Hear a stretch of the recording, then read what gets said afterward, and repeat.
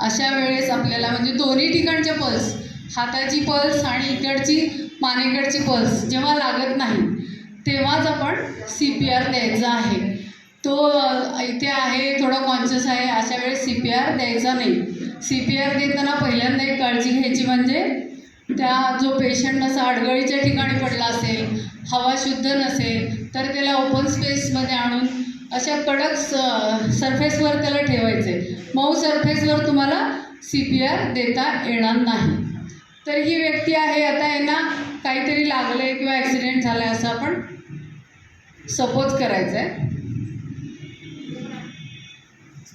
तर पहिल्यांदा आपण यांना कुठे डोक्याला मार लागला आहे का ते आपण पडताळून बघायचं आहे. इथे ब्लिडिंग होते का, त्यांच्या डोळ्यातून कुठला स्त्राव वाहतोय का, कानातून कुठलं लिक्विड येते का, तोंडातून कुठे लिक्विड येते का, किंवा यांची बॉडी काळी निळी झाली आहे का, यांचे नेल्स काळे निळे झालेत का, पायाचे नेल्स काळे निळे झालेत का, ह्या सगळ्या गोष्टी आपण ऑब्झर्व करायच्या. आणि कुठे आता यांचा समजा मी हात उचलला, यांचा हात उचलला, यांना कुठे पेन होत असेल तर नक्की यांचं फ्रॅक्चर झालं असेल.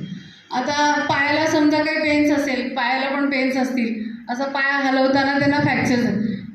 ही सगळी काळजी. आता समजा बरगड्यांचंच जर हाडं तुटले असतील ॲक्सिडेंट केसमध्ये तर अशा वेळेस आपण CPR देऊ शकतो का, तर नाही. या सगळ्या गोष्टींची काळजी घेऊन आपल्याला CPRचा डेमो इथे हे CPRचं आपल्याला प्रॅक्टिकल करायचं आहे. तर आता या व्यक्तीला काय, आता समजा यांना डोक्याला पण लागलेलं नाही आहे आणि ब्रेनला मार लागलेला आहे का हे कशावरून ओळखायचं आपण, तर यांच्या नाकातून कानातून कुठला द्रव येतो आहे का, किंवा काही लिक्विड फॉर्ममध्ये, किंवा कानातून ब्लड येते का, हे साधे कॉमन सिम्पटम्स आहेत. आणि त्याच्यावरून आपल्याला कळतं की त्याला ब्रेनला मार लागला आहे का, ह्याला फ्रॅक्चर झाला आहे का, त्याच्या मुवमेंटवरून कळतं. या सगळ्या गोष्टी आपण आधी ऑब्झर्व करायच्या आणि मगच CPR द्यायचं आहे.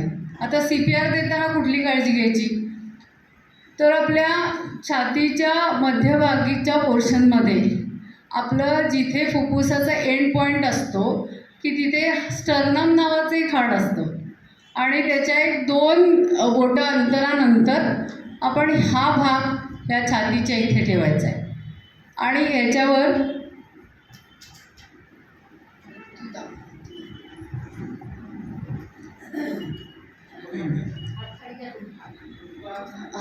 हा भाग इथे स्टर्नमच्या इथे ठेवायचा आहे आणि त्याच्यावर उजवा हात ठेवून आपण एका सेकंदाला 2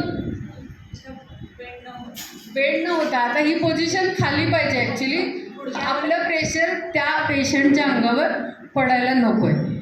तर हे असे एका सेकंदाला 2 अशामध्ये आपण साधारण 18 सेकंदाला 30 किंवा 25 असे हे ब्रिदिंग आपण हे करू शकतो, त्यांना देऊ शकतो.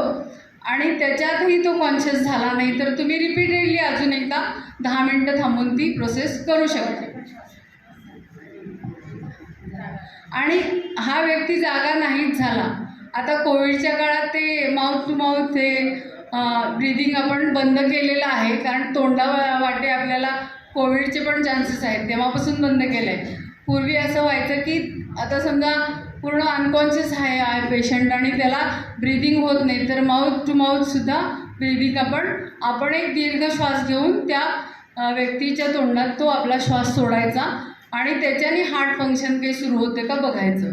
त्या गोष्टी आपण करणं म्हणजे पूर्वी, आता कोविडपासून कोणी करत नाही आहे, पण हे जेव्हा हार्ट फंक्शन चालू होईपर्यंत आपल्याला ही प्रोसेस करायची आहे. आणि नाही तोपर्यंत त्या दरम्यान आपण हा प्रयत्न करत राहायचं आहे, एकाने ॲम्ब्युलन्सला कॉल करायचं आहे आणि एकाने ही प्रोसेस कंटिन्यू करायची आहे. जोपर्यंत तो ॲम्ब्युलन्स येईपर्यंत जितकं आपल्याला शक्य आहे त्याला कॉन्शियस करणं तेवढं आपण करणं गरजेचं आहे.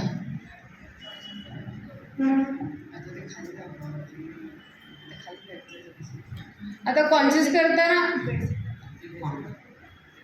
हां इथे